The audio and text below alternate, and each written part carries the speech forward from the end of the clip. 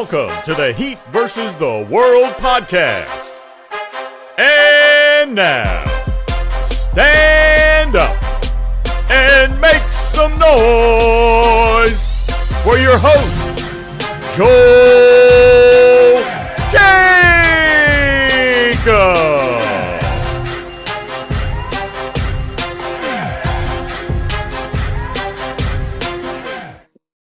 Hello, everyone. Welcome to another episode of Heat versus the World.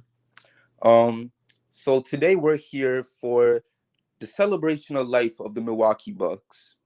The reason why we're here is because, in case y'all missed it, the Miami Heat stomped it out, and here we are, y'all. Here we are. Y'all know what happened. Y'all know why we here. Because Jimmy Butler showed up, and he showed the world why he's that guy. Y'all know what happened. Y'all know that man had 42, and y'all know Gabe Vincent and all them was cooking, and we put the Bucks out in the first round and beat them in 5. Y'all know what's up. So here we are, and we ready to talk about this series. Oh, my gosh, man. So much to talk about, so many things to say. And we're going to talk about Jimmy Butler, in our own topic in this pod. But I just got to come out and say it. Jimmy Butler really had them in a spiral, man. Like, we talk about him having 56 points in the last pod, 42 in this one. And y'all got to keep in mind, like, look at who's on that Bucks team, man. Because you got all these hyped up defenders. You talking about Giannis, a former Defensive Player of the Year winner. Who's the other guy? What's his name? Brook Lopez, a Defensive Player of the Year finalist. And then y'all got that man, Drew Holiday, who's not only a good defender, or at least people say he was before that series started. You have all of the people hopping on that athletic post saying that he is by far the best defender in the whole league. So all of these defenders in this series against Jimmy, and Jimmy's still putting up big numbers, 56 in game 4, 42 in game 5, and then he had 30 in 28 minutes in game 3. Probably could have had 40 or more if it wasn't for sitting out that whole fourth quarter. But it is what it is, man. We out here and we cooked them. And that's all that matters to me. And you know what? Obviously, we got a long playoff run ahead of us, but man, it felt good. It felt good to see them go home early. Screw them. And I don't even care. They was doing all that crying, talking about, that circus shot from Jimmy should have been a foul on him, talking about a push-off. And then you got Ira Winderman coming out and tweeting that it wasn't even that. You got the NBA coming out saying that, what was it? I forgot exactly what they said, but it was on Pat Connaughton who fouled him first. And they trying to come up with all these excuses. Apparently, the NBA just wants the bigger market team to advance to the next round. Come the frick on, y'all. Y'all have 45 free throws. 45, and we only had 17. All right, even if we had doubled that, they still would have shot like 11 more free throws than us. I don't want to hear that crowd. Y'all had your chance to win it. The Adam Silver literally told them refs to make sure that there is a game 6 in Miami, and y'all still found a way to fumble it, especially Giannis, because y'all saw that jump ball. The ball went to Giannis's hand, and that man immediately panicked and threw that thing to Chris Middleton. That man was not trying to get fouled and go to the free throw line where he had to shoot 2 more shots. He was not trying to do with it. He was just trying to get out of that situation, and it almost cost them a whole turnover and everything. But all of that aside, man, we are here to piss on the graves of the Milwaukee Bucks. So with that being said, I'm going to pass the mic to Anthony. Tell me what's on your mind, man. What's going on? Like, how are you feeling right now? Joe, I'm not going to lie, man. You had me in the first half coming in here with that somber tone. I'm thinking, why are you acting like yesterday wasn't the greatest night of your life, man? But I'm glad to hear you hype. Listen, Heat Nation, if y'all weren't lit all day today, I don't know what you were doing. I was at work the entire time, quite frankly, watching highlights, listening to reaction, reading the tweets, seeing the memes. It was just an overall beautiful day for every single minute of it. Also, shout out to you for doing the quick maths, saying that if they doubled our free throw attempts, added 11, that was a good job on your part, because that was just insane. I mean, I'm sure we'll get into the game a little bit more later, but I do got a question for you, Joel. You there? I was trying to hear the question. Okay, you're all good. You got. So the question is, can you feel the heat down in your soul? I feel the heat down in my soul. Question 2, can you see the heat? They're in control. I see the heat. They're in control. Can you feel it? I feel it. Can you see it? I see it. Everybody feel free to join in if you know the lyrics. It's Miami. We can't be. Dog, I listened to that song like 17 times today. Peppa's about 22. I listened to Gloria Estefan Conga about 56. That's probably my favorite. I was lit all day today. The fact they went into Milwaukee, they were 8 on 5. 8 on 5. They were 1 on 5 because Jimmy was the only one doing anything for a minute there, bro. And the fact that they went and was everything stacked up against them. I mean, I got a whole list of things. I'm gonna go through it real quick because this is what adds to the shock value for me. Imagine if I told y'all yesterday morning, Giannis would finish with 38 and 20, Chris with 33, Lopez 18 and 11, Drew with a nice game as well. If I would have told you the Bucks shot 45 free throws to our 17, if I would have told you they shot a better 3-point percentage and out rebounded us by 11, if I would have told you that Bam, Kevin Love, and Kyle Lowry all fouled out, if Udonis Haslam got a technical foul, it gave Vincent shot the ball 23 times. If I would have told you all that information and asked you to predict the Heat score, you would have predicted the Heat lose that game by 40 points yesterday. And the fact that Jimmy Butler put this entire franchise on his back yesterday and Bam Adebayo came up late yesterday after struggling, it is easily one of the best games I ever saw. And as you could tell, quite frankly, I'm still lit and I'm going to keep it going until they play the Knicks on Sunday. Bet. And Clutch, how about you? You know, it's crazy that today's the NFL draft and nobody in Miami cares because Jimmy is better than your favorite NFL draft prospect. It's crazy what he's done. He's legitimately Michael Jordan's son, and nobody can tell me otherwise. This dude's making crazy shot after shot after shot, dominating quarters, dominating periods of times, and somehow catches the ball when he's horizontal and makes it with a one-hand tip to go into overtime. He got fouled. We should have won the game in regulation, but we didn't. And then shout out to Bam. He did incredible. Everybody was talking their mess about Bam, but he ended up with his triple-double, made Giannis look like Joel Anthony. So nothing but love for Bam and nothing but love for everybody involved. And Kevin Love, best buyout acquisition in NBA history. Yo, I just gotta say, he made it farther than the Cavs did. Like, that's crazy to think about. Let's see. We got Will up in here. Say your piece, Will. What's going on, y'all? I got a lot of thoughts from yesterday. I might forget some, but first I want to say that the officiating job was disgusting. I told Ant before the game even started, this is either going to be one of two things: a generational performance from the refs to force the game 6, or Bam was going to have a redemption game, and they both happened, which is crazy. But it was clear to see how the refs wanted game 6. Silver made that call, and we stuck it out. Good defense, great shot making. Jimmy took over. Our role players stepped up, and I'm just happy we got the dub. Right. And Kev, how about you? Great team performance, man. Everybody came through, held it down. Like y'all said, Jimmy is Jimmy. I know we'll get into that, but Kyle Lowry was a major X factor this series. He stepped up with Oladipo and T. Hero going down. Kevin Love, I told Deem a couple episodes, man. Deem was the biggest critic of K Love.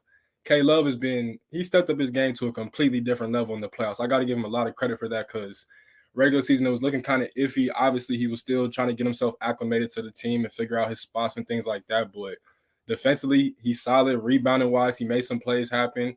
And that three-point shot gives Jimmy a lot of room to operate with, and teams have to guard that and respect that.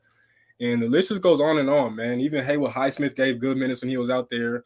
And when it comes to Bam, for me, like a lot of people, you can say what you want about Bam, but in the fourth quarter, he came through damn near every game, like especially on the defensive end. Like in crunch time, bro, Bam was huge. And last night, I mean, he had 2 big dimes to Jimmy for easy buckets. He had multiple stops on Giannis, and he just made plays, bro. So all in all, complete team effort, great series win. Eric Spoelstra's the best coach in the league, and man, Heat in 5 versus the Knicks on God. Amen. And Lola, how about you? Damn, that was like one of the best games I've ever watched. Like Jimmy, I can't believe this man. He's like a whole different animal in the playoffs. Like we watch him in the regular season. He did turn it up after the All-Star break, but I'm glad he coasted because we need him, like, especially right now going against the Knicks. We're gonna need him to do the same thing he did, especially because Bam is still hurt.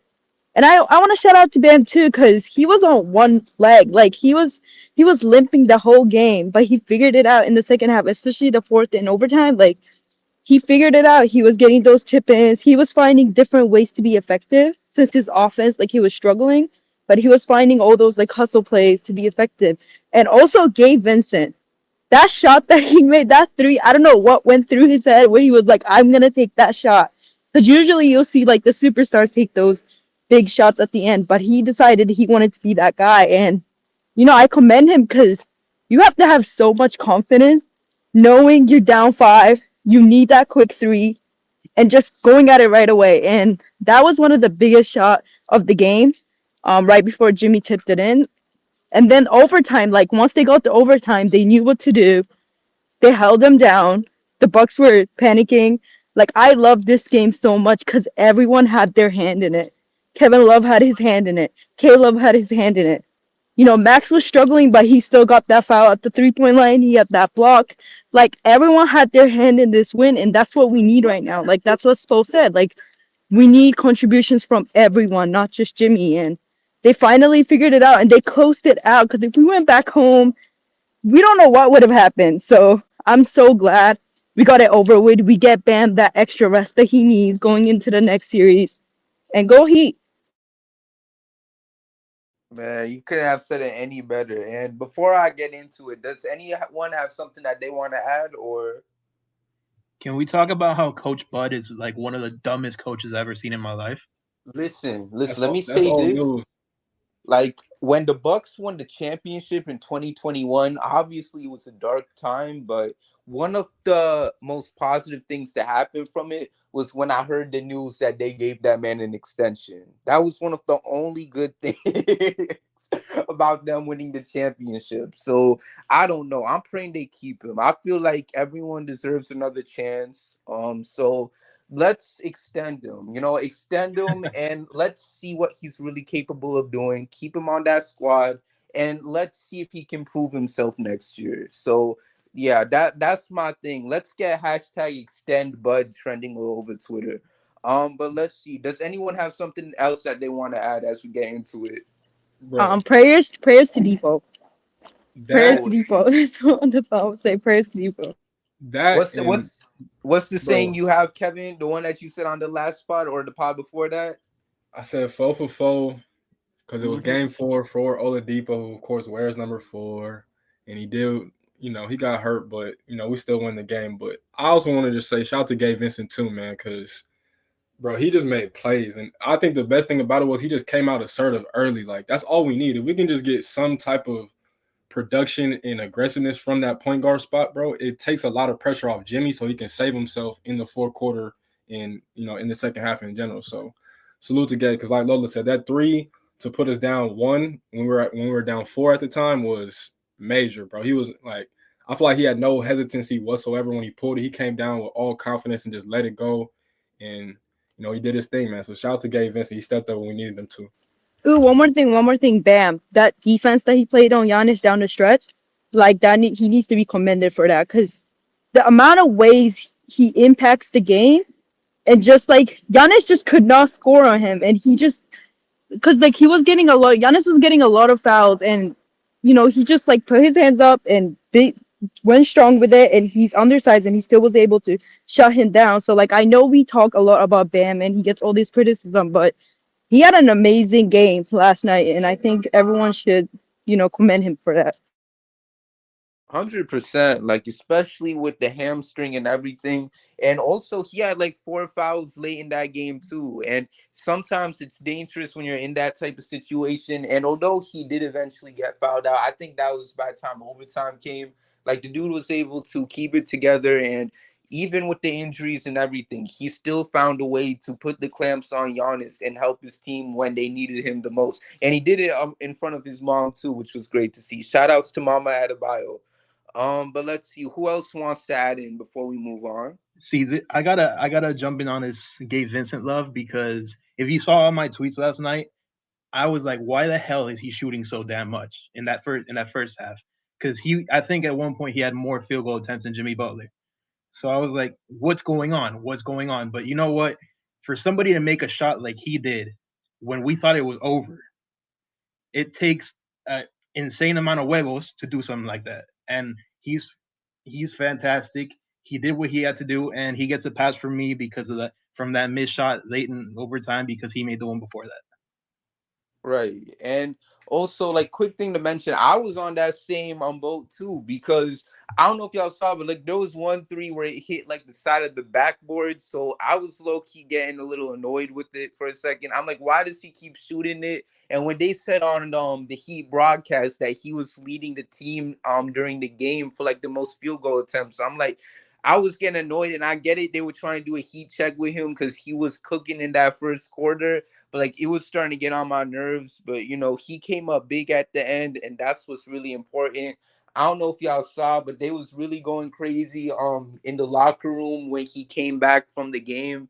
And that's what I love to see, because I feel like one thing that a lot of people have mentioned this season as regarding to a lot of the negatives that this squad has dealt with is the fact that the locker room just didn't look together, because the thing is that it seemed like everyone wanted their own thing, and that we always say in the past with certain teams, like, oh, we love this team, they're all so well connected with each other, this and that. But it didn't feel that way with this squad at first, because like I said, it felt like everything was kind of disconnected in a way where some guys wasn't really vibing with each other like that. But seeing the way how it was last night, seeing all those guys come together, and you see it in the locker room, everyone is having a great time and really embracing the fact that they did something that not a lot of people in this world thought they would do, and that's beat the Bucks. That was something that made me really happy to see. And hopefully we just continue to see that chemistry, and hopefully it brings us far. And who else wants to add? Nobody? All right, let's go from there. So, anyways, now we gotta go into the main topic before we get into our final one, of course, and that's none other than Jimmy Butler. We have to do a whole segment on this man. I said it before, and I'll say it again. This man was in a series where he had to play against a Defensive Player of the Year, a finalist for that award, and then someone that everyone thought was the best defender in the league, and he still found a way to drop 56 on their head. He still found a way to drop 42 on them. And that man was all over Drew Holiday yesterday. And we were talking about it before the pod, and I know, Lola, you mentioned it. Like, the Heat were down by like 5 to 6 points, and this man was still yelling at Drew, letting him know what's up. And even though they were still down in everything, not only does he find a way to win the game, man, he defended everything that he said, and we know what he stands for. We always knew he was that guy, but he continues to show it to all these people who thinks he's not capable of doing what we all know he's capable of. Like, we saw it last year, and this year we're seeing an even bigger sequel of it. And that's the thing that really pleases me about everything. And I don't know, because we all know what people were saying. Oh, the Heat are gonna lose this in 4, if not maybe 5.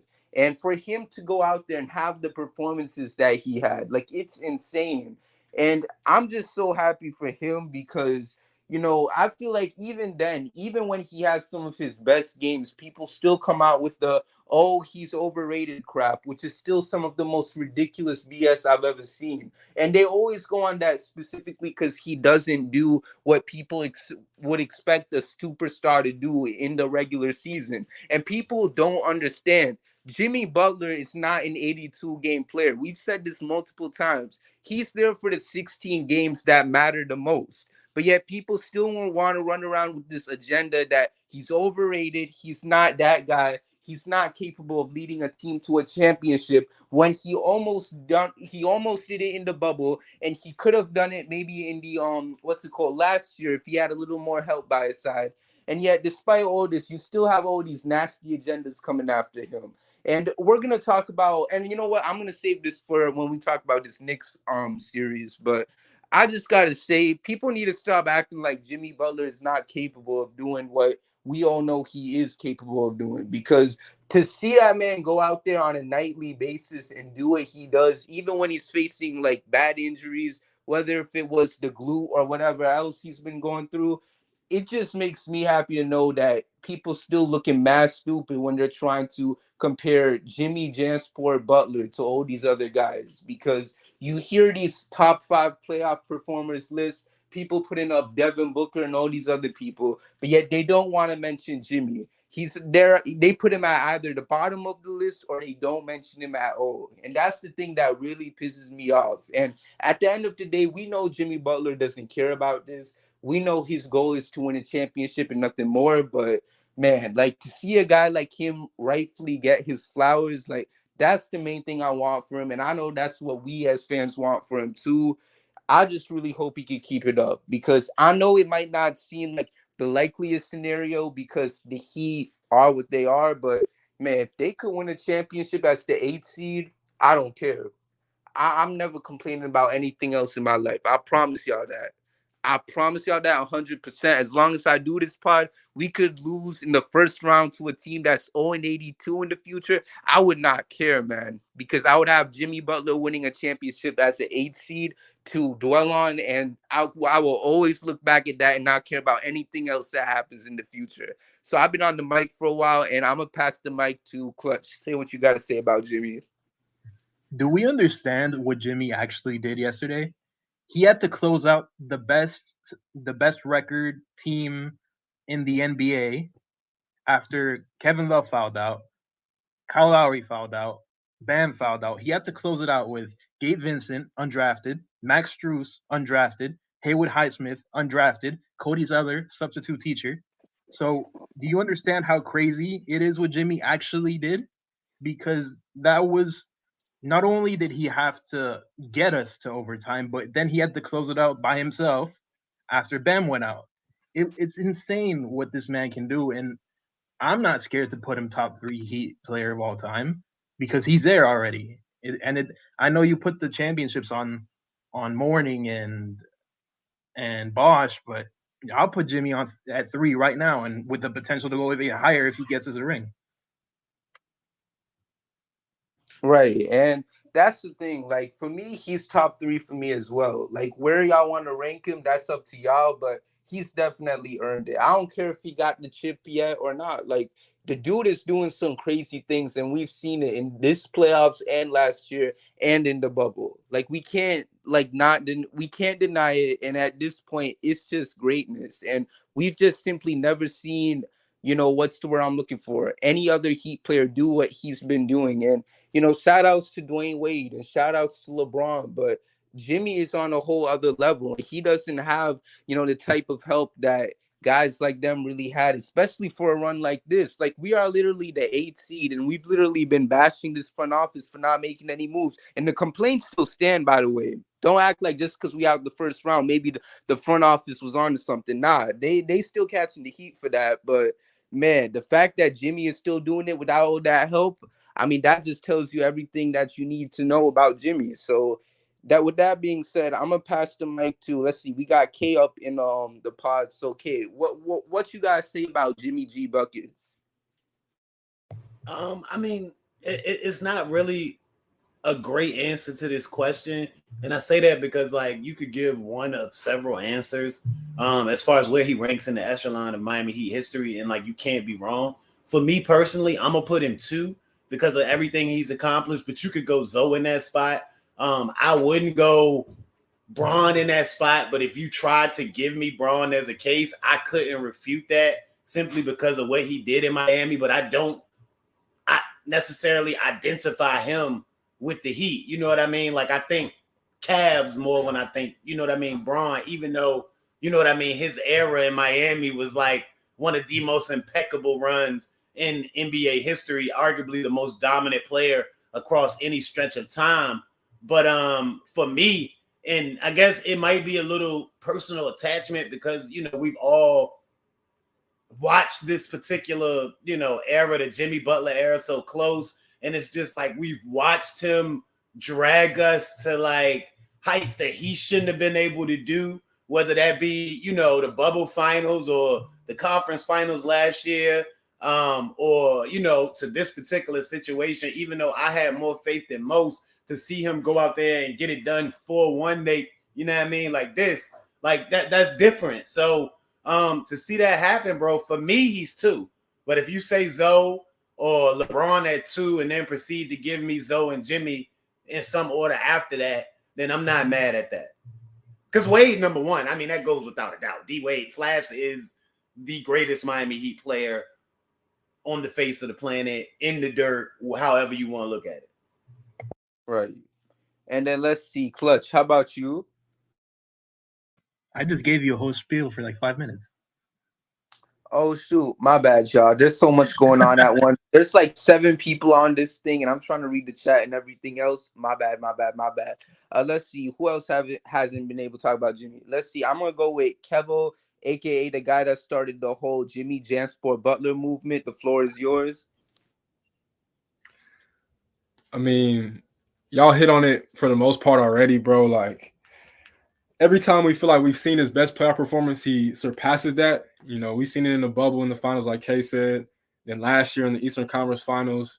And now this year, like, bro, he looked Drew, Giannis, and Chris Middleton in the eye and literally just said, I'm better than all y'all. Like, none of y'all can see me. And went at them every single game, was not hesitant whatsoever.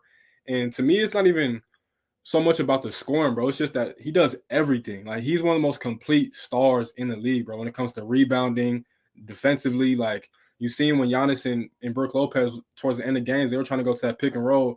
He told Bam, like, bro, you take Giannis and I'm gonna get on Brook Lopez, and when they set the screen, I'm gonna switch and I'm gonna guard Giannis. And every time Giannis tried to do something in crunch time, Jimmy or Bam was there every single time. And so, like, Jimmy's just him, bro. Like, a lot of people said, oh, he wouldn't be able to have another 56-point performance. I don't know how many people do on planet Earth. I don't think it's really possible like that. But he came back and responded with 42 loud ones in a closeout game in Milwaukee, where, of course, he went to college at Marquette. So he's just cut differently, bro. And I want a lot of people to understand that he is a superstar, and he's been a superstar for a long time. But people just didn't understand he was in the wrong situation. Situations matter. And luckily, he's in a great one now in Miami with Spo and the rest of the squad, and he's maximizing his talents, bro. And you can see right now that he's clearly and more than capable of being a number 1 option on the championship team.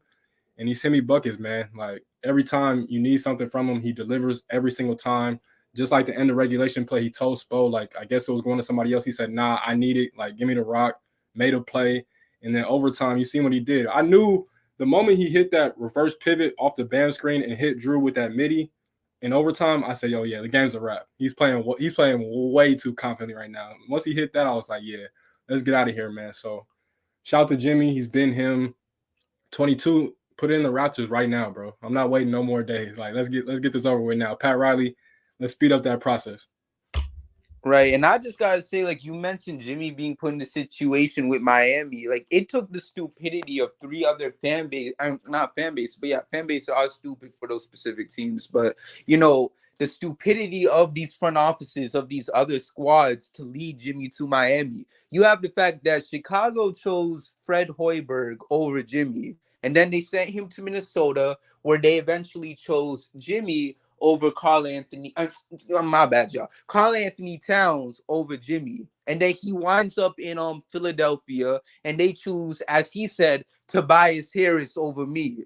So it took all of that just for him to finally be put into a good situation in Miami. And to see that man thrive, like, I feel like we've all said it. It's just something great to see.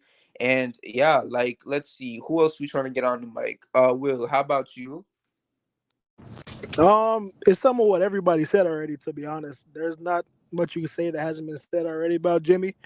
I feel like him and Miami is like a perfect marriage. He's all the things you want about the Heat in one person. He's guts and culture personified. To be honest, a lot of people was saying like guts and culture that's just not real. It's just slogans to sell T-shirts and stuff like that. But it's real, definitely. Like, if you have that, you're not gonna shy away from the big moments. You're not gonna want to pass the ball and get out of free throw situations at the end of the game. Like, if you got that, you're not gonna do all that foolishness. So, yeah, Pow. yeah, Jimmy's him, dog. He's one of them ones for real. Mm-hmm. And let's see, we got Anthony, aka Jim VP, up in here. Say what you got to say about Jimmy. Yeah, I definitely don't want to start comparing Jimmy to the other Heat greats because, in my opinion, anybody that puts Jimmy number 2 over LeBron is straight up crazy. But what I do want to do on this celebration Thursday is I want to compare Jimmy to all these other so-called superstars in the league that, quite frankly, I think are bums. For years, ever since the 2020 bubble, I've argued with people that Jimmy Butler is a better player than the likes of James Harden, Paul George, and I get looked at like I'm absolutely crazy when I say that to them. And and now if you ask people this, if you tell somebody playoff Jimmy, and then you also tell them playoff P, the image that they get in their heads when they hear those two words are complete and polar opposites. When you hear playoff P, you think of a guy that shoots 20% in the playoffs and hits the side of the backboard on his threes. When you hear playoff Jimmy, you think of a guy who, when he wants to win, he will win because he can't be stopped by absolutely anybody.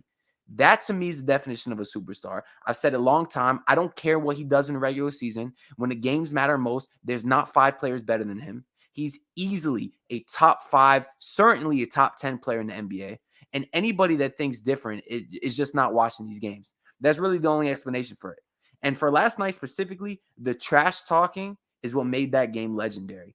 Nobody talks when they're down. Nobody. That's why there's that famous clip of Jordan saying everybody talks when they're up, because nobody does it when they're down. And this man, Jimmy, is not only talking it when they're down 6, a couple minutes to go, he's doing it to Drew Holiday, and he's pointing at the box score and saying, I got this on your head.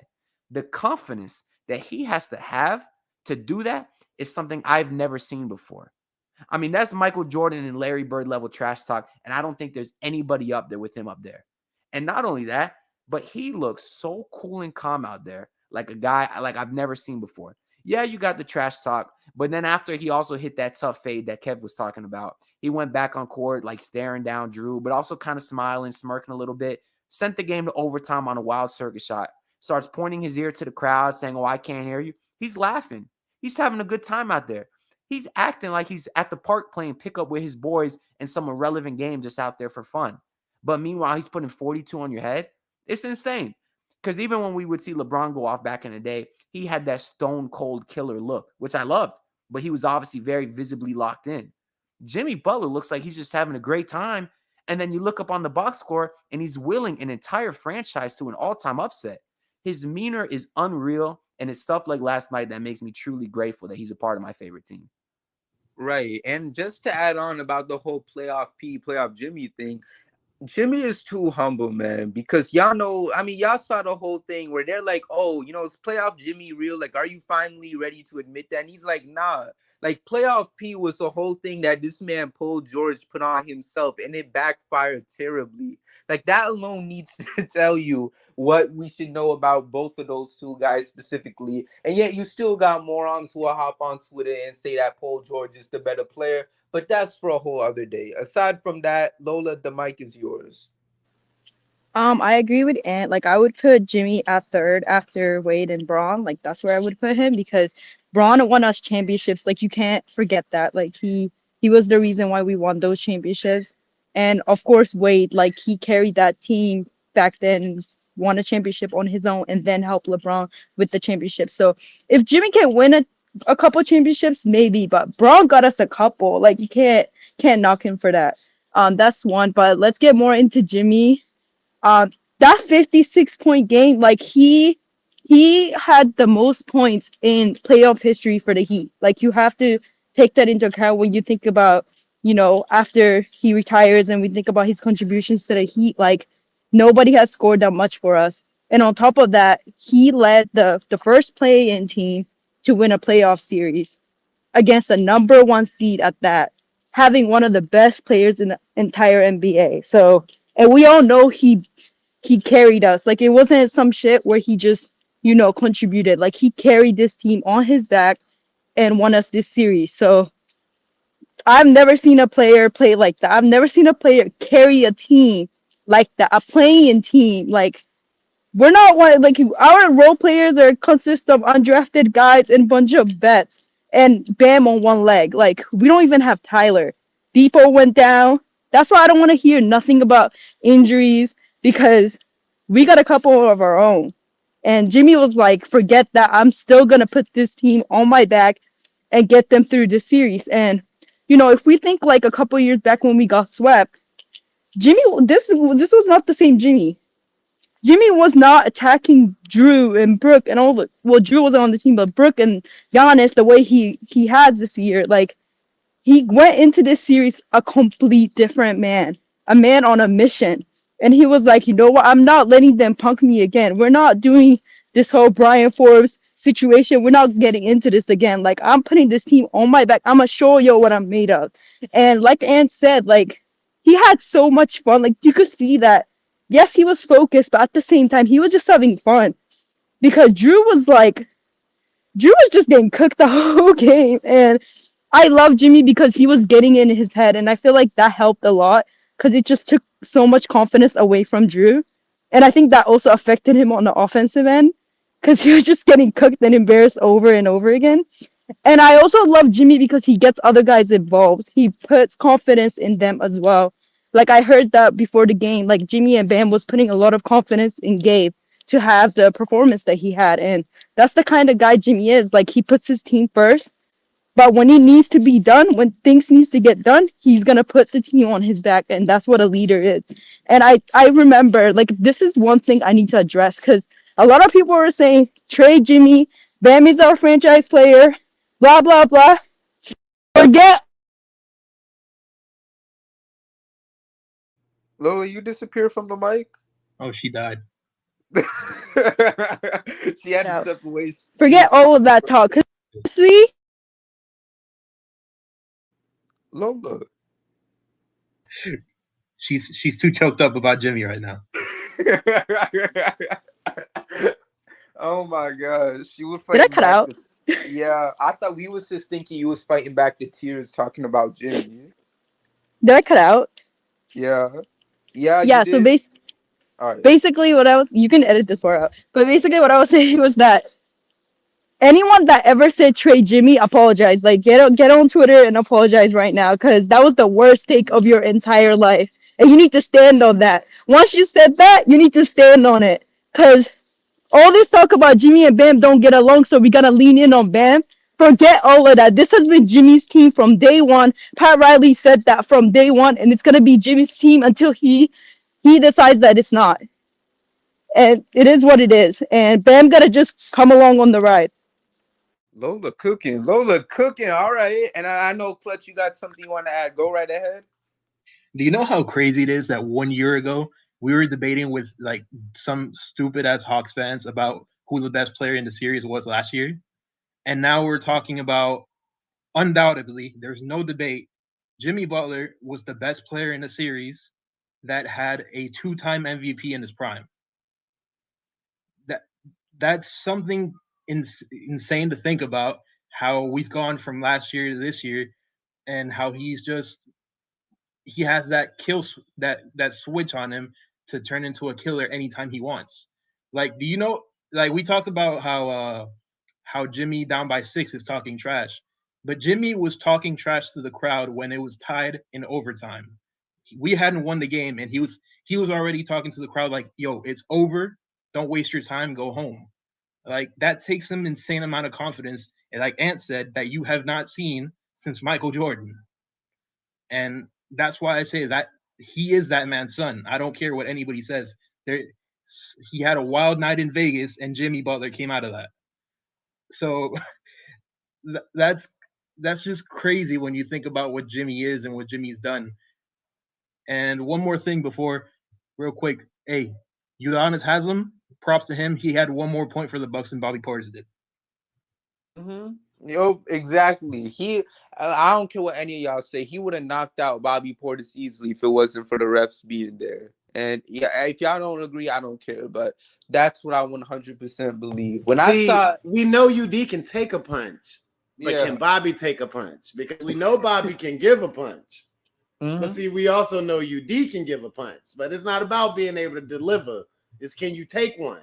And I'm not sure Bobby can take one. He can't, because if he gets hit in the face, it's going right in his eye because that takes up like 90% of his face. I was thinking that too. Like his eyeballs are going to combust like simultaneously.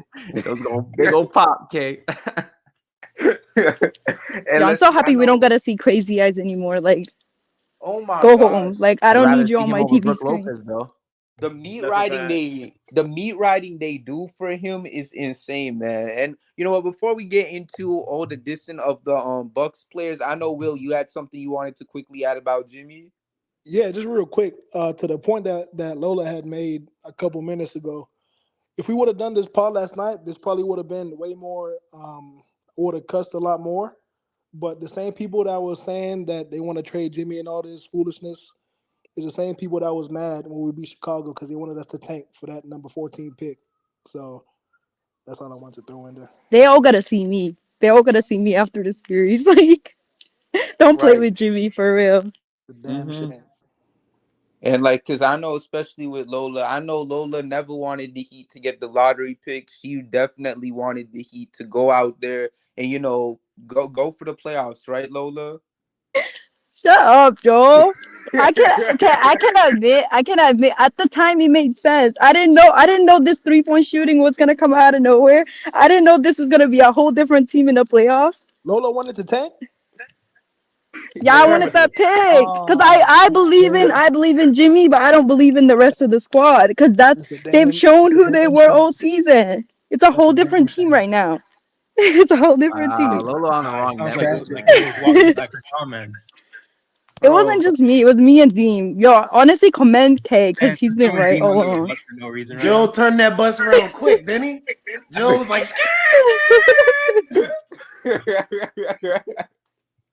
but yo, so yeah, shout outs to Jimmy, man. I cannot wait what he does against New York, and we will get into it soon. I just had to jump on the Bucks slander real quick because I had to say that former Heat lifer Jay Crowder, that man really played himself. The bro requested a whole trade. I don't know what the NBA is turning into where Jay Crowder can request a trade from a team, but he didn't. He sat the what was it, half of the season out waiting for them to trade him. He gets his wish, and it's bad enough that he can't even start or get some good minutes. The man is literally the ninth man on their bench. All of this being said, this dude goes out. He has a DMP in what was it, game 3. He plays, in game 4. He plays only less than a minute in game 5. And keep in mind, Milwaukee gave up 5 second-round picks for this man. They gave up 5 second-round picks, in case y'all didn't hear that again. Let me say it one more time, just in case y'all aren't listening. 5 second-round picks. It's ridiculous. And you know what? He used to be a Heat legend and all that for me personally. But when I saw him pull on Jimmy's leg, all bets was off at that point.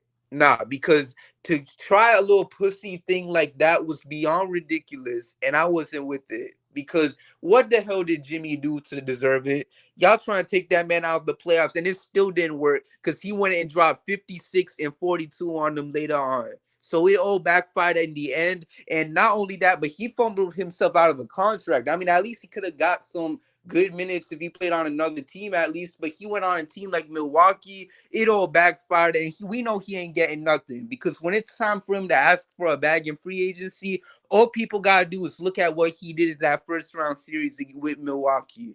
So, shout outs to Jay Crowder. You a loser. You played yourself. And you no longer a Heat legend. Screw you. With that all being said, is there anything else that y'all want to say as we slander in the Bucks players? Because remember, Yeah. we all here to piss on their graves, so we Jay trying to get Crowder lost his Heat legend status when he shot like 1 of 27 from 3 in the finals. literally that. And you know what? Let me tell y'all something. He is the most overrated role player ever. I've never seen nothing like this. The way how they would be putting up all these Jay Crowder trade rumors, and people be like, "Oh, he need to come to Boston. Oh, he need to come to Milwaukee." What do y'all think Jay Crowder is? You Because think he's listen, a more overrated role player than Tyler Hero? all right, let's not do this Is right that now. a conversation we need to have? You Listen, lose Tyler, you beat the Bucks in 5. I'm just throwing it out there. we're not doing this. We're not doing this. But listen, Jay Crowder, I mean, that man is literally a streaky shooter, and we know that his defense has regressed a lot. And you still have people wanting to trade for that man. Like he was at least like a Jeremy Grant or something, or a PJ Tucker, like a young PJ Tucker. Like, no, he's not, man. That dude was a bum, and Miami just happened to get the best out of him. Well, at least in that Bucks series. Aside from that, that man was kind of low key trash after that. But we'll save that for another pod. aside from that, like I said before, screw him and screw all the other smelly Bucks players. Does anyone else got something they want to say before we move on? Or Yeah. Screw Let me Jason, add a little bit Grayson on. Allen just because. Oh, absolutely. Yeah. Screw that pussy. I'm sorry. Can I say that? Anyway, I mean, Pat go ahead. Connaughton too, pussy. So listen. Look, if you look at the Jay Crowder situation, right, it's really, really weird. So, like, you right. 1, 2, 3, 4, 5. 1, 2, 3, 4, 5. 1, 2, 5 second rounds. All right, 5 second rounds. Okay, cool. The man played like 0 important minutes. But here's the thing. He wanted to get traded from Phoenix because they told him he was going to play behind Cam Johnson is the word, right? But they ended up trading him to Brooklyn. So it's a very high likelihood that at the end of the day, he would have ended up out of Phoenix and playing for either the Nets or whoever he signed with after they bought him out anyway. So now, as you mentioned, he done probably tricked off at least 2 or 3 more years of security for a situation where he's going to have to prove what he still got, maybe something with an option, or maybe be willing to take a 1-year deal to try to do something. But yeah, I'm glad he was shit though. Excuse my French. And I just gotta say, like, the Bucks was out here trying to get everybody that was on our bubble team to join their squad. Like, first Jay Crowder, then they signed Goran, and then they even signed Myers Leonard, which shocked me out of nowhere. Because first the Lakers worked him out, and now all of a sudden he's signing the rest of the season deal with the Bucks. Like, they was just signing everybody they could possibly get, man, from that bubble squad. It's because we stole PJ. That's why. Nah, for real. So, the Bucks tried, you know what, they figured that maybe they could beat us if they could try to bring that same squad that we beat them in 5 with from that previous season. So, unfortunately, it backfired. Unfortunately, they not the same because they not with the Heat, and they don't got a coach like Spo. They unfortunately got Coach Bud, who's much worse, but, should still be extended. So, shout outs to the Bucks if they could get that done for me. And yeah. So does anyone else have something more that they want to add before we move into this Heat Knicks series? Yeah, you a nut for that, by the way, Joel. That is hilarious. If the Bucks could get that extension done for you, I'm gonna sign a petition. Get it started. Like, we need that extension, man. Like I said before, everyone deserves a second He's chance. Terrible. No, that's not true, Bucks. I think he deserves a second chance, man. You know what? Maybe he was going through some tough times. We hope you could get through it, Coach Bud. Stay for another year, man. I believe in you. Stay as long as you want. Stay until you die. Like that's What they that's said, what I Spo want was for in you. the timeout asking, "What is he doing?" He didn't call it timeout. It's not Coach Hey, Bud's that's fault crazy. that Grayson Allen thinks That's he's Julian wild. Newman, bro. It's not his fault. Yeah, like Grayson Allen all of a sudden forgot how to count. Hey, no, like seriously, from like people like just listening to like different reports and pods and like different, NBA radio, just different little stuff. From what I understand, they say Bud probably get another shot for real, but his big thing is he be too I guess what do you want to call it? Too separated from the bench and the assistant coaches, like the people that's supposed to help him make those decisions where he have those major laps. He be so in tune with the game because he always separated from the bench all the way at the substitution table. So they saying they probably get a more established guy in there to be another guy like an associate head coach that can actually have some pull and tell him what to do. Like, hey, Bud, come sit your ass down and listen to what I got to say. But nah, I mean, he'll be there, and that's good for us, as everybody is insinuating. Right. And also, just to mention, like, that man really wasted a whole challenge in the first quarter. I was so confused. For a second, I thought it was just a timeout because I had my volume a little low, so I couldn't really hear what was going on. But nah, I found out that it was a whole challenge this man called, like, for no reason. And you know what? If the Bucks really thought a foul or something bad happened in that fourth quarter sequence, they could have used it there. But nah, instead they had to use it on the first quarter because Giannis rightfully got called with an offensive foul. But it is what it is. Shout outs to the Bucks. Hashtag extend, Bud. Let's make that trend worldwide. And with that all being said, anything else y'all want to say as we piss on the Bucks, or are we ready to move on? 3, 2. R.P. Mike Budenholzer. Giannis to Sacramento. Chris Middleton, rest in peace. And Bobby Porter's rest in peace too, man. Hey, well, I don't really want to say rest in peace to them because screw them all. But yeah, may they Rest rest. in piss. Yeah, thank you. Whoever said that, I think that was clutch. Yeah, thank you. So with that all being said, man, I feel like that's a great way to send them off. So they are now have been buried in their graves, and now it's time to move on to the fun part. Heat versus Knicks, y'all. We are here. The last time we met was back in 2012. We beat them in five, and y'all know how that all went. Aside from that, the Heat are here, and I don't know. I mean, this Knicks team look kind of fun, I guess. I don't really care because it's always been screw the Knicks. They got Julius Randle, who I know, I think he injured his ankle last game with Cleveland, so there's that. But Jalen Brunson has been a stud this year. The man has been playing great. But I gotta say this. One thing that I think we're all expecting is for Jimmy to continue cooking, and I have to say that because one thing I've been seeing on the TL is people trying to convince me that Josh Hart is gonna stop Jimmy Butler. If if if Giannis, Drew Holiday, and Brooke Lopez couldn't stop that man, what makes y'all think he's gonna draw the line with Josh Hart? Like we need to be for real. I'm sure he's a good defender. I don't really be watching his tape like that, but you really think that he's gonna stop Jimmy Butler? He could maybe give it his best try, but he not gonna do nothing. Like we need to stop this, all right? So it is what it is. You got all the losers coming out talking about the Knicks are gonna pull off the upset. You even got Stephen A. We all know how he is with New York and stuff, but he's saying that Jimmy Butler will go down. We know how these losers are. All of that aside, though, like what's y'all's expectations though for this series? We'll start off with you, Lola. Me personally, I think it could go either way. I mean, they're a really good defensive team. They don't got Brooke and Giannis, so I think Bam is gonna have a way better series than the last one. They might do a better job guarding Jimmy just because Drew is undersized, whereas Josh Hart is not. So he might give Jimmy more problems than Drew. But at the same time, Drew is one of like the most elite defenders. So I don't know. Like they might even put RJ Barrett on him. Like you never know what they're gonna do. But also like their coach know Jimmy really well. But I feel like that was a different Jimmy back then, and today's Jimmy is playoff Jimmy. So it could go either way, but I have a good feeling about it just because we just beat the number one seed. Like we have a lot of confidence going into it. As long as our role players show up, as long as the shooting continues to be the way it is, I think we have a really good shot at winning this series. But if the shooting goes down, that's when I'm gonna have start to have concerns about this team. But yeah. Right. And then let's see, Kevin, how about you? Yeah, man, I like us in five, to be honest.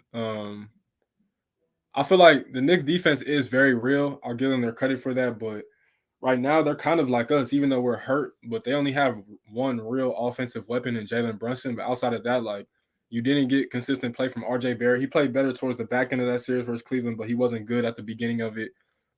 Josh Hart is good, but he's not like a scoring threat like that. He's a hustle player. So it's not really that's not really a concern for me. But I'll just say that Lola said that Tibbs knows Jimmy, but I make the argument that Jimmy knows Tibbs just as much. And you could say the same thing for like Taj Gibson and Derrick Rose. Jimmy's been with Tibbs the long way for a minute now between Chicago, his brief stint in Minnesota. So I think they're both going to have that competitive edge there. But to me, I think the Knicks defense was a little bit gassed up just based off the fact that the biggest issue that Cleveland had was that they didn't have enough spacing to make Donovan Mitchell and Darius Garland get room to operate with. And they needed that because they played two bigs. And then, of course, Isaac Okoro, throughout the series, he became unplayable. So we don't have that problem. We have plenty of spacing and plenty of shooters. So I'm very confident in that matchup. And as long as we can make Jalen Brunson work, I like our chances in the series a lot because that's all it is. Again, he's the only one that could beat us. Julius might have one or two big games, but he's not going to have a big series. I promise you. His shot selection is not good enough to do that.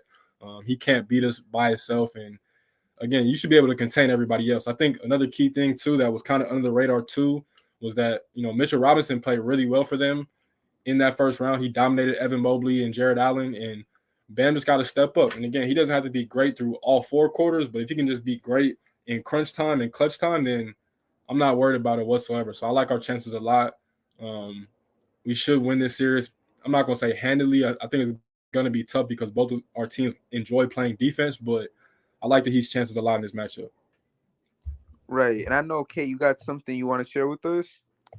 Yeah, I'm gonna give my spew on the whole Knicks series in a second, but just to update on the last little topic we was doing. It's funny, I swear. Like this update came through like 8 minutes ago, and it's titled from Bleacher Report: Budenholzer's status, quote, shaky, close quote. Shams says there's a feeling of, quote, shock and embarrassment, close quote, in Milwaukee after losing to Heat.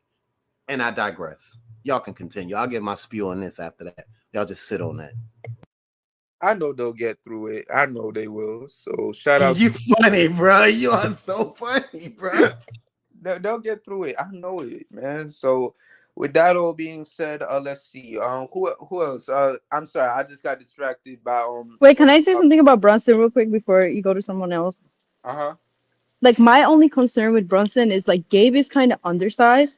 So like I wonder if he could stay in front of Brunson or if like Brunson is just gonna bully his way in. Like Brunson is a midget.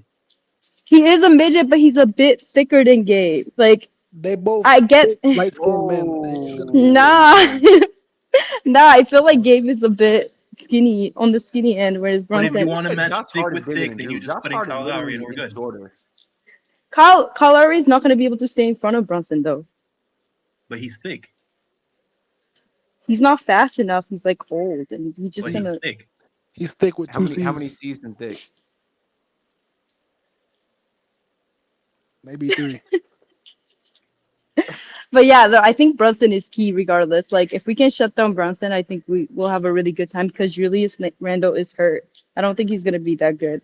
He wasn't even good in the last series, so I think the key is Brunson. Like in my opinion. Shutting down Brunson is key, but yeah, go ahead. Hey, stop looking like that, because oh god, I'll slap you.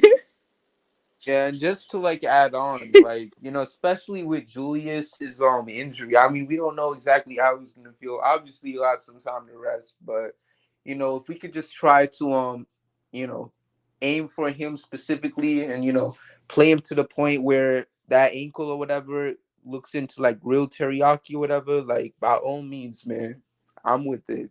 So with that being said, Will, how about you?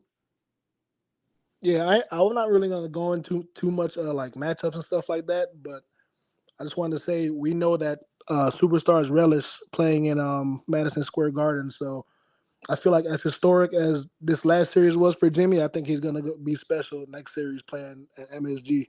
So I think he's gonna be big. I couldn't agree anymore because let me say something. Like if Knicks fans thought they hated what's his name, Trae Young, could y'all imagine how they're gonna feel about Jimmy? Like I'm low-key kind of scared having to see him play there because God only knows what them Knicks fans are gonna have to do to Jimmy because y'all know like if they thought Trae Young was the problem, they don't know what they're in for with Jimmy. And what we saw in this series against Milwaukee was just, what's it called? A trailer for it. Because at the end of the day, the Bucks were actually the better team than New York. So now we're going up against the lesser team in the Knicks. Like, I feel like this might be a feast for I keep getting all these alerts. This could be a slaughter fest for Jimmy. And that's the main reason why I'm beyond excited for this for Jimmy, because I want to see that agenda thrive. And as long as he's doing his thing, I mean, I can't lose. So there's that. Anthony, how about you? Yo, what are we doing here? The Miami Heat just spanked the Milwaukee Bucks ass, and we sitting here saying, oh, maybe Heat in 5. Oh, it could go either way. They have to shoot well. The Miami Heat are going to dominate this team. Are you kidding me?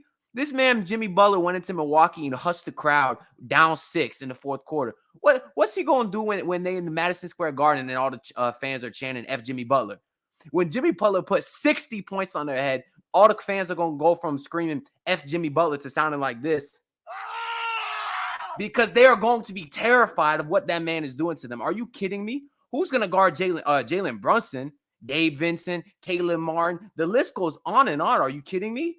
The Miami Heat are going to dominate the New York Knicks. Jimmy Butler's going to average 40 points in the series on 70% shooting. Bam Adebayo is going to make Mitchell Robinson his son because that man has no offensive game whatsoever. You're not going to have to worry about him like he did Brook Lopez.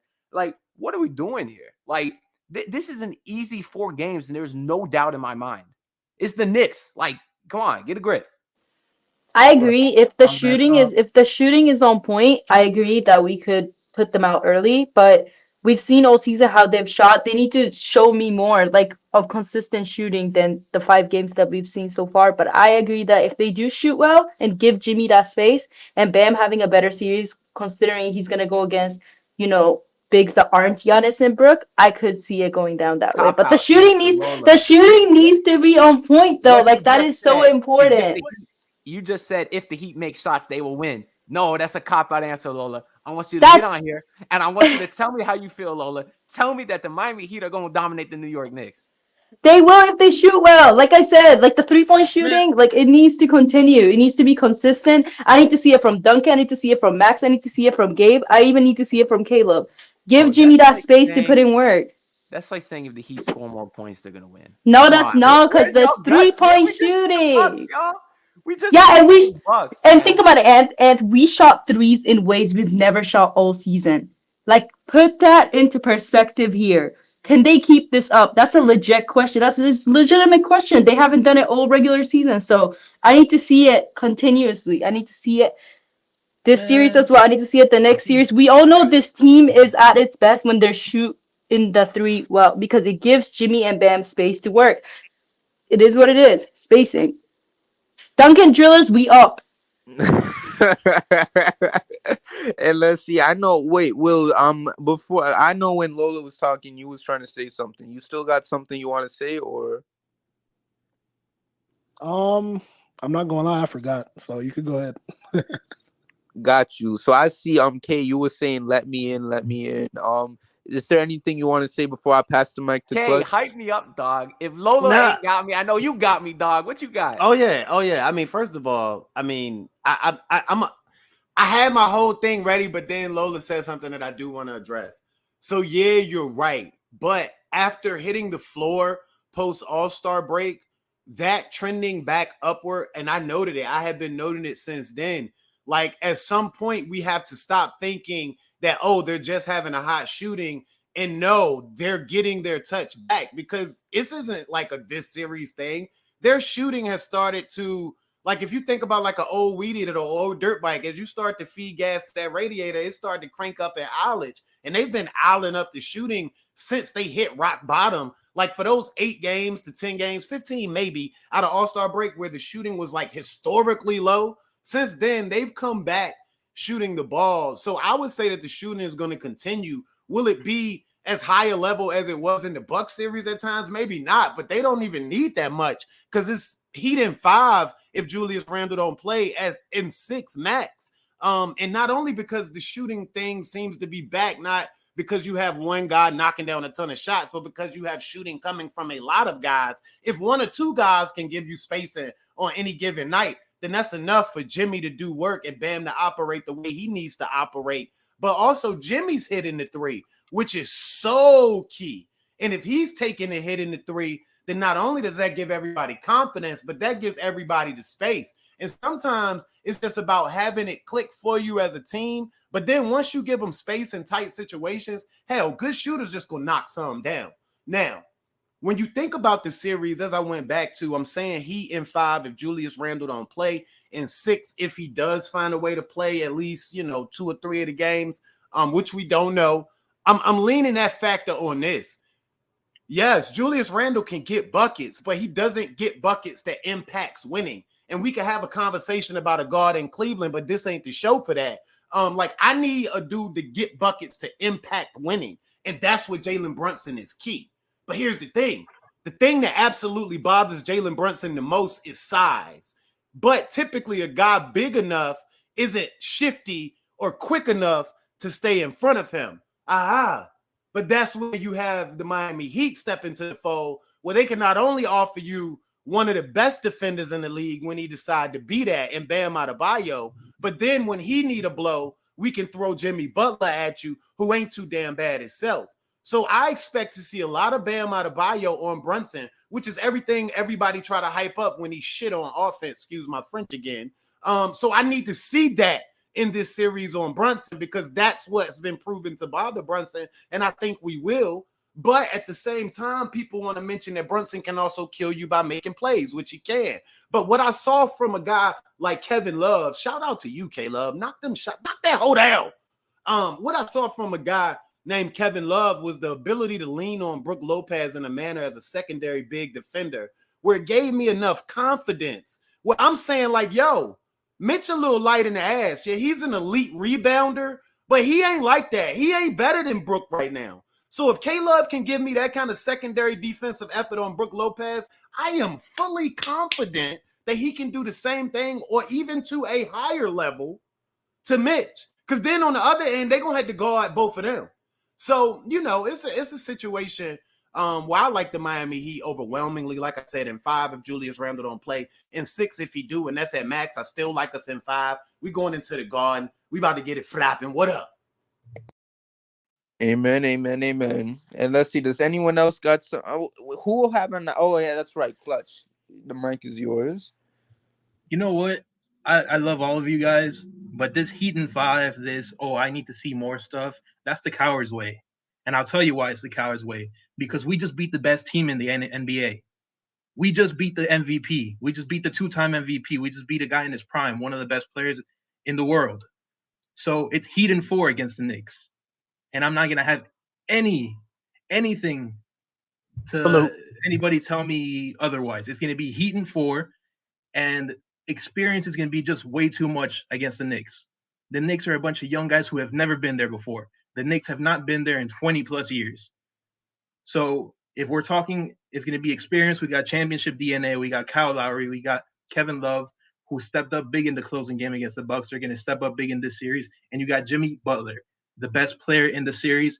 Yo, I'm not gonna lie though, y'all are no, putting they're like the gonna- battery in my back. Yeah, he Like gonna edit that. that out too, though. This is giving me a lot of confidence that our Heat team can. I like to be pessimistic, so that when like shit goes right, I'm like, okay, this is nice, and when shit goes wrong, I'm like, okay, it is what we it just is. unloaded the third chamber right now. Let's go. But yeah, again, shooting, and we'll win. That's what I said for the last series, and it worked for me. So Right. So I'm just trying to make sure I put my things in just to make sure I can edit this right. So now I got that up. Y'all hit it on the nose. And before I get into it, do y'all have anything more you want to say before we officially wrap this topic up? Nah, we're gonna sweep them. I think we done said all we need to say. All right. I'm gonna take it. And I'm not mad at the take, by the way. And it ain't that I'm a coward, you know what I mean, to say that we're gonna do it in 4. I'm just leaving room for the fact that, Jimmy might come in and only get us 25 one night when we need 30. That's all. Right. So with that all being said, though, for me personally, I think that he could take this in 4 or 5. I think I'm not gonna go deep into a prediction because I'm still scarred by what happened the last time we set a prediction on this show back in 2021. And I know we've You been a gotta little. let that hurt go, Joel. You have to I'm let that sorry. hurt go. Like, that really Let that scarred. pain go. You come to my office on Biscayne Breakdown, and we're gonna work on letting that go. Okay. I'm gonna have to take your word for that because I don't know that low key gave me a little PTSD, so that's why I just try not to predict on these pods for this type of stuff. But that all aside, we've been doing this for now almost an hour and 10 minutes. That's crazy. So let me wrap this up real quick. Shout outs to all y'all for listening to today's episode of the Heat vs. the World podcast. Make sure to follow everyone here. Make sure to follow Anthony D _ Heat, Miami Clutch PE at Miami Clutch PE. K at K _ said _ K, Lola at EGY _ Cole, and then Will at Will is it Kid? Say that again one more time for me, please. Come on now, you should know after last time. Kid _ Clutch 12. All right, Kid _ Clutch 12. Make sure to follow me at Joel K Jacob _ and make sure to follow Heat vs. the World on all platforms at HVTW Podcast. Make sure to subscribe to the YouTube channel where you can get all Heat vs. the World content, like our podcast, like Culture Shock featuring Lola and many of the talented women we got here at Heat vs. the World. And we also got Biscayne Breakdown featuring Kay and Deem. And then also our Dolphins podcast. We just dropped a new episode yesterday, so make sure y'all check in for that. And then also make sure to check out our website at hvtwpodcast.wordpress.com. We got all types of content over there, especially from our amazing contributors, especially Kay. They're always putting out some articles, so make sure you check that out. Aside from that, I think we're good. So with that being said, thank y'all so much for tuning in to today's episode of the Heat vs. the World podcast. Rest in peace, Milwaukee, Miami Heat. Let's take care of business against New York. And aside from that, we good. So hit my music because we out. Thank you for listening, and we'll see you next time with a brand new episode of the Heat vs. the World podcast.